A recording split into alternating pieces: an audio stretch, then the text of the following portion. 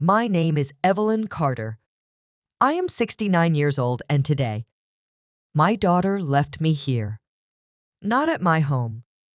Not with friends. She left me at a nursing home like I was nothing more than a piece of furniture that no longer fits in her house.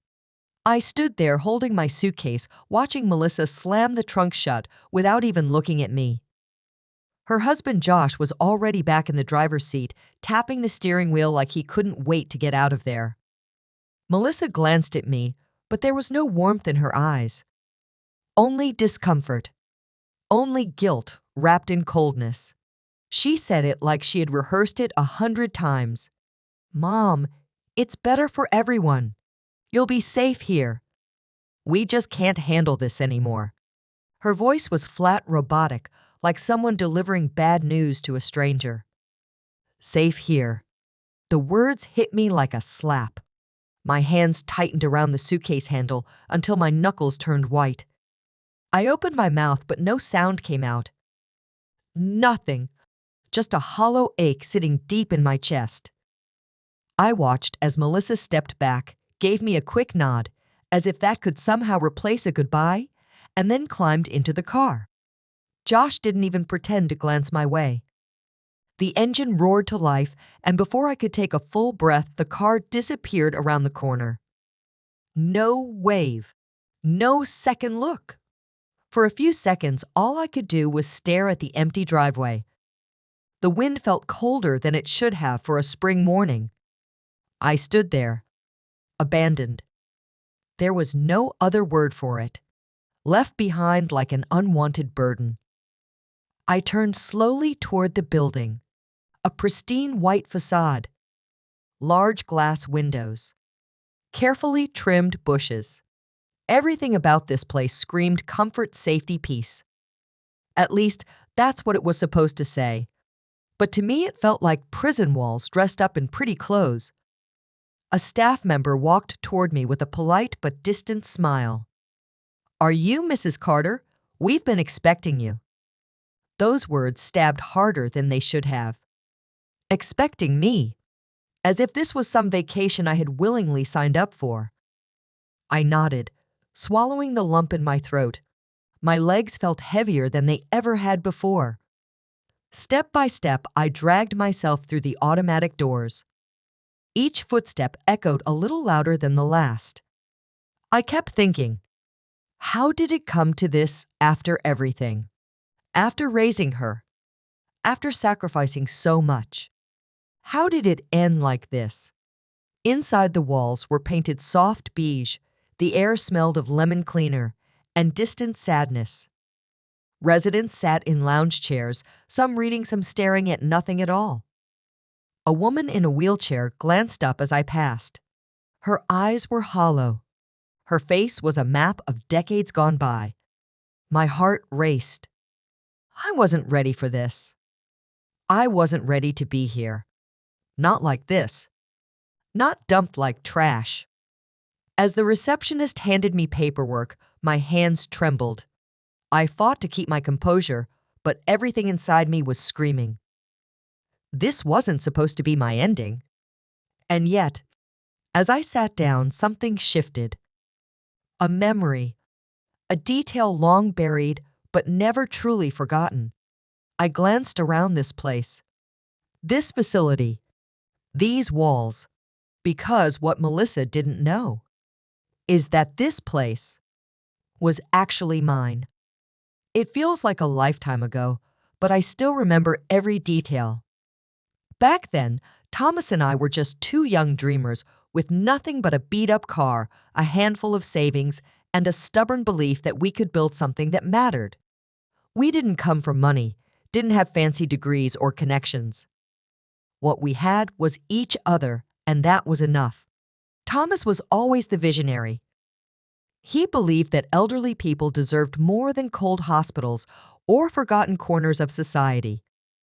He talked about creating places that felt like home, places where dignity mattered. I believed in him with every fiber of my being. Our first building wasn't much. It was an old brick house on Maple Street with peeling paint and broken windows. We spent every weekend fixing it up ourselves. Scraping, painting, hammering, patching leaks. Some nights we slept right there on the floor because driving back home felt like a waste of time. Money was always tight. We had to choose between buying groceries or replacing broken water pipes. There were moments I sat on the kitchen floor crying quietly while Melissa, barely 3 years old at the time, played with her toy blocks next to me. But no matter how tough it got, Thomas would pull me close and remind me why we started. He always said if it were easy, everyone would do it. During the day, I handled the paperwork, managed the staff, and made sure every bill was paid, often by the skin of our teeth. At night, I tucked Melissa into bed, helped her with school projects, and read her bedtime stories while Thomas reviewed contracts or met with potential investors. We were partners in every sense of the word. Partners in business. Partners in life. Little by little, things started to change. Word spread. Families trusted us. They saw how much we cared, how personal it was to us. One house turned into 2, then 3, then 5. Before we knew it, we were running one of the most respected senior care chains in the entire county. There were sacrifices. I missed birthday parties. I skipped vacations. I often felt guilty for the moments I couldn't be there for Melissa the way other moms were. But I always told myself it was for her future. Everything we built was meant for her, for our family, for the generations to come. Looking back now, I realize I never once doubted that the love we poured into this dream would be enough to hold our family together. I never imagined that one day it would be the very thing used to push me out. Losing Thomas shattered me in ways I didn't know were possible. One minute, he was laughing over morning coffee, talking about repainting the office. The next, he was gone, taken by a sudden stroke that gave us no warning and no chance to say goodbye. The house felt quieter after that. Not just because he was gone, but because the laughter, the warmth, the energy he carried with him vanished too. I remember sitting at our kitchen table that night, staring at his empty chair, unable to believe that something so permanent could happen so fast. Melissa was devastated too, or at least it seemed that way at first. She cried at the funeral. She held my hand. She whispered that we'd get through this together. But as the weeks turned into months, something in her started to change. Her calls became less frequent. Her visits shorter. Conversations that once flowed so easily became awkward, clipped, filled with long, heavy silences. I tried telling myself it was just grief, that maybe we were all just trying to figure out how to breathe without him. But deep down, I started to feel it. A distance growing between us. Not physical, emotional. A slow, creeping coldness that I didn't know how to stop. When we did talk, there were subtle shifts in her words. Suggestions that maybe I should sell the house. Maybe it was too much for me now. Maybe the business was too complicated for someone my age to handle alone. Each comment was wrapped in fake concern, but carried something sharper beneath the surface. I told myself it was stress talking. I believed she was just overwhelmed. But the more I listened, the more I realized that the warm, loving daughter I had poured my life into was starting to slip away. Slowly but surely, the foundation of love we had built began to crack. And for the first time in my life, I felt truly alone. At first, it was little things. A missed phone call here. A text left unanswered for days. I told myself Melissa was just busy, that life with Josh and the kids was hectic. But deep down, I felt the shift even if I didn't want to admit it. Thanksgiving came and went that year without an invitation. She called the day before with some excuse about how the house was too crowded and how the kids were sick. I smiled through the phone, told her I understood, hung up, and cried alone over a microwave dinner. Then came the comments. Subtle at first. Maybe you should think about selling the house, Mom. It's a lot for one person. Or maybe it's time to look into getting some help. You know, a smaller place might be easier. Each time it felt like a tiny needle pricking at my chest. Sharp enough to sting, but small enough that I could pretend it wasn't meant to hurt. I nodded along, forcing a laugh, pretending it made sense. Maybe they were right. Maybe the stairs were getting harder. Maybe the garden was too much to keep up with. I told myself they cared, that this was love dressed as practicality.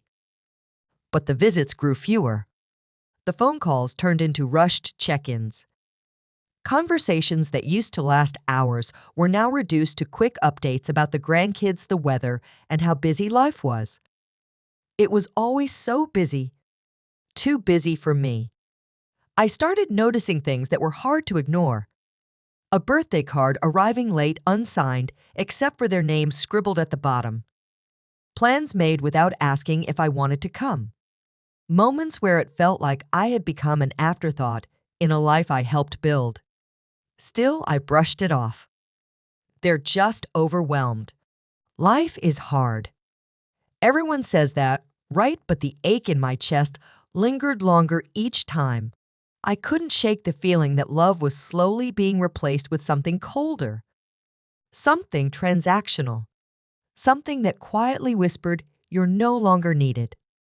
And as much as I tried to silence that voice, it was getting louder with every passing day. It started like any other Saturday. Melissa called that morning, sounding unusually cheerful, asking if I wanted to grab lunch. Her voice felt softer than usual, almost sweet, and for a moment, I let myself believe that maybe things were getting better. Maybe she missed me. Maybe she remembered who I was to her.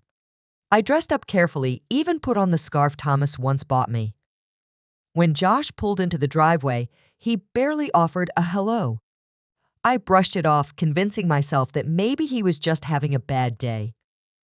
But as the car rolled past the usual restaurant turnoff, my stomach tightened. I glanced at Melissa, waiting for her to say something. She stared straight ahead, her hands fidgeting in her lap. Josh didn't speak. My throat felt dry as concrete. When we pulled into the parking lot of the nursing home, something inside me cracked. I turned to her, confused, waiting for her to explain. Instead, she handed me a manila folder. Her voice was tight, rehearsed. "Mom, this is for the best. You'll be safer here. We just can't handle this anymore." I couldn't breathe. My hands shook as I opened the folder and saw the intake forms already filled out. My name, my birthday, my signature line left blank, waiting for me to surrender. I wanted to speak, to ask why, to scream. But nothing came out. My lips trembled, and all I could do was stare at the people I loved most as they stood there quietly, pushing me out of their lives. Josh popped the trunk and placed my suitcase on the curb like it was nothing. Melissa mumbled something about how they would check in later, then they drove away. Just like that. My first night there was quiet in the worst way. The kind of quiet that feels heavy, suffocating. I sat on the edge of the small bed, staring at the pale beige walls, wondering how my life had unraveled into this. Everything felt smaller. My world. My sense of self. Even my voice seemed to shrink inside me. I unpacked slowly, folding sweaters, stacking books, anything to distract myself from the hollow ache spreading through my chest. When I reached the bottom of my suitcase, my fingers brushed against something unexpected. A thick, dusty file folder wedged between an old photo album and my winter scarf. For a moment, I just stared at it. The handwriting on the tab was unmistakable. Thomas. His blocky all-capital script read LEGALBUSINESS. My hands trembled as I pulled it out, unsure if I even wanted to know what was inside. I opened the folder expecting old tax papers or contracts long expired. But what stared back at me were crisp copies of shareholder agreements, corporate filings, and a notarized document with my name printed in bold. Evelyn Carter, 50% ownership. Not just in one building, but the entire nursing home chain, including the exact facility I was now sitting in. My heart pounded so loud I could hear it echo in my ears. At first, it didn't feel real. I scanned the pages again and again looking for a catch. Some fine print, some mistake, but it was there clear as day. Signed by Thomas, witnessed, filed. A wave of disbelief washed over me, followed closely by something sharper. Anger. Not at Thomas, no, but at myself. How had I forgotten this? How had I let grief and time push this piece of my life so far into the background that I didn't even remember owning half of everything these people thought they were locking me away in? I sat back, letting the weight of it settle. The same walls that felt like prison bars an hour ago now looked different. The fluorescent lights didn't seem as harsh. The sterile smell of lemon cleaner no longer stung my nose the way it had when I walked in. A slow, unfamiliar smile tugged at the corners of my mouth. They thought they had sidelined me. They thought they had erased me. But the truth was, they had delivered me right back into the heart of my own empire. I ran my fingers over Thomas's signature, feeling his presence in a way I hadn't in years. This wasn't just a forgotten folder. This was a key to everything. And for the first time since that car pulled away, I didn't feel powerless. Not even a little. The next morning, I woke with a clarity I hadn't felt in years. The sting of betrayal was still there, but it no longer felt paralyzing. Instead, it felt like fuel. I sat at the tiny desk in my room, opened the old leather-bound address book I hadn't touched in ages, and found the number I knew by heart. Alan Graves, our family attorney for over 30 years. My fingers hovered over the keypad for a moment before I pressed dial. When his familiar voice answered, it was like a part of my old life came rushing back. I explained everything. The documents I found, the situation with Melissa. The silence on the other end wasn't hesitation. It was calculation. Alan had always been like that. Sharp, steady, dangerous when necessary. We scheduled a meeting right away. Over the next few hours, we combed through every document, every line of the shareholder agreement. He confirmed what I already knew deep down. My ownership was valid, active, untouched. For all their planning, Melissa and Josh had overlooked one critical detail. I was not just someone living here. I was one of the people who owned this entire place. With Alan's guidance, we drafted a formal letter to the facility's management team. Simple, direct, professional. Request for an emergency board meeting. Subject line: shareholder rights, immediate action required. No anger. No drama. Just pure, undeniable authority printed in black and white. I watched as the front desk staff placed the envelope in the outgoing mail bin, completely unaware that the woman they had just admitted yesterday was about to change the course of their entire operation. It was almost amusing in a dark sort of way. There was no need to storm in shouting or demanding attention. Real power does not beg. It does not scream. It moves quietly, like a current beneath the surface, invisible until it pulls everything under. As I sat back down by the window, looking out at the same garden that had felt so suffocating when I arrived, a different kind of peace settled over me. They thought they had written me out of the story. What they didn't realize was, I held the pen all along. The boardroom was colder than I remembered.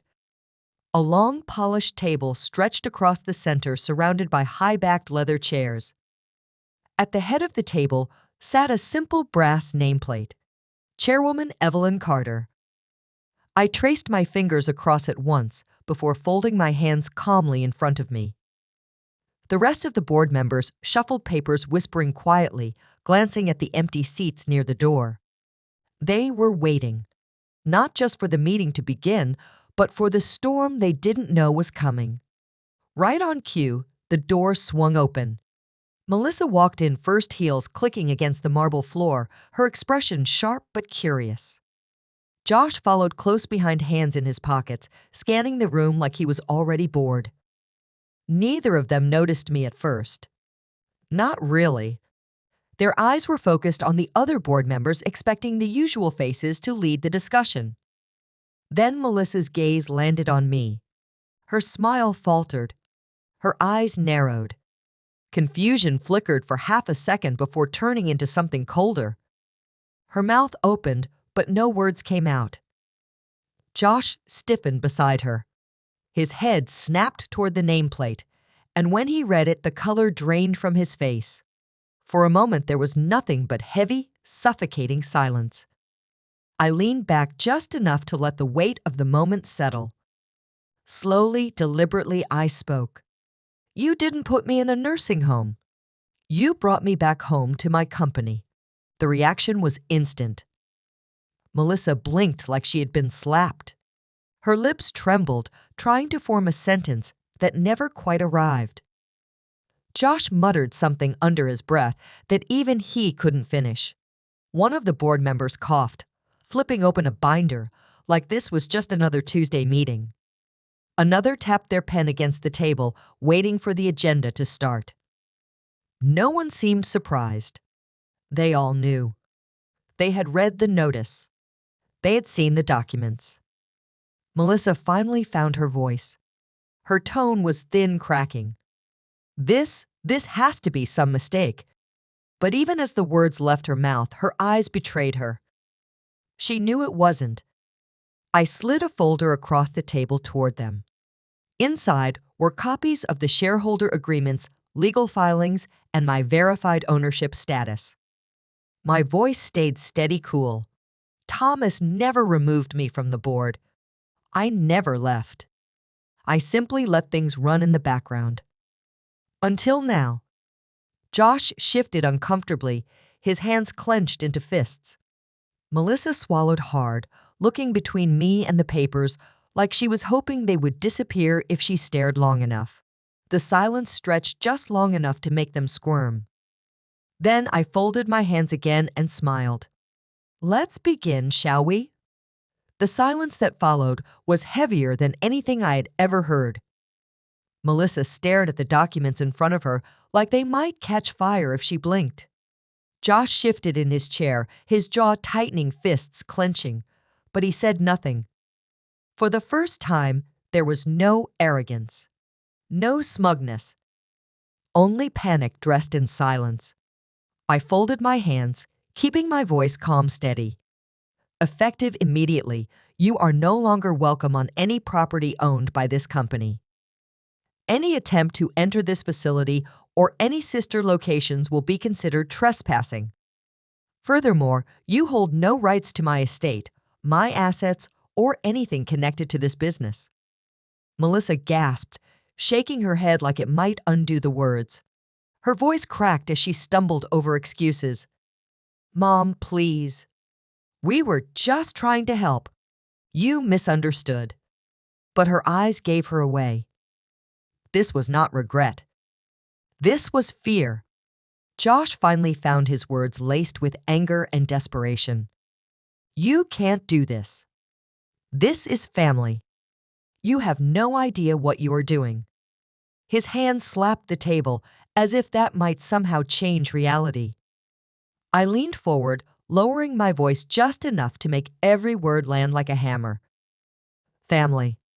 That word means something only when there is love, respect, and loyalty behind it. You traded all of that for greed. The color drained from Melissa's face as the board members quietly nodded, signaling that everything was now legally binding. Her breathing grew sharp, her hands trembling as the reality settled in. Everything they plotted, everything they thought they would gain, gone. Just like that, I stood straight in my blazer and gathered the folders in front of me. As I walked past them toward the door, I paused just long enough to say what needed to be said. If you ever wondered what happens when you trade love for greed, look in the mirror.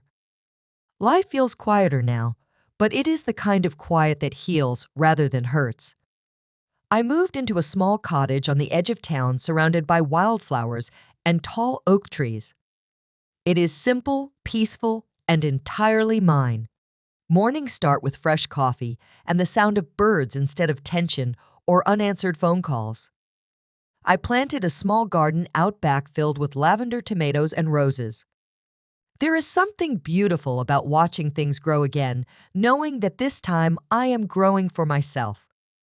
After the board meeting, I made one final decision. I donated 30% of my shares to a foundation that provides housing and support for seniors who were abandoned by their families.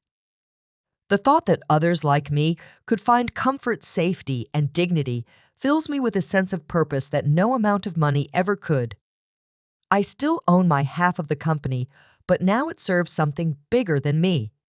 It stands for something better than what Melissa and Josh ever imagined it could be. They thought they were taking my future. What they really did was give me back my freedom. In the evenings, I sit on my front porch with a cup of tea, watching the sky melt into soft shades of pink and gold. The wind carries the faint scent of jasmine, and for the first time in a long time, the air feels light again. Peace is no longer something I chase. It is something I live in. Sometimes I think about the family I lost. But then I remind myself of something that took me years to understand. Sometimes the family you lose is the freedom you gain. I smile, close my eyes, and let the quiet settle around me like a warm blanket. This chapter is mine. Every single page. If you are still listening to my story, I want you to remember something. No matter how small or powerless, someone tries to make you feel you are never as powerless as they want you to believe. Sometimes the world convinces you that your best days are behind you, that you are just a burden, that your voice no longer matters. But they are wrong. You are stronger than you know. You carry years of wisdom, strength, and resilience that no one can ever take away. People may try to write you out of the story, but they cannot erase the chapters you built with your own hands. If you have ever felt betrayed by someone you loved, if you have ever been made to feel like you were nothing, I want you to hear me clearly. You are not nothing. You are not disposable. You are worthy of love, respect, and dignity. I hope my story reminds you that it is never too late to take back your power. Whether that means standing up for yourself, walking away from people who do not deserve you, or simply learning to love yourself again, you get to decide how your story ends. If any part of this touched your heart, I want to hear from you. Share your story in the comments. Tell me if you have ever felt this way. Let's be a reminder to each other that we are not alone in this. And if no one has told you this lately, let me be the one who does. You are valuable. You are enough. And you deserve a life filled with people who see that. Because at the end of the day, family is not about blood. It is about love, loyalty, and respect. Hold on to that truth. Live by it. And never let anyone convince you otherwise.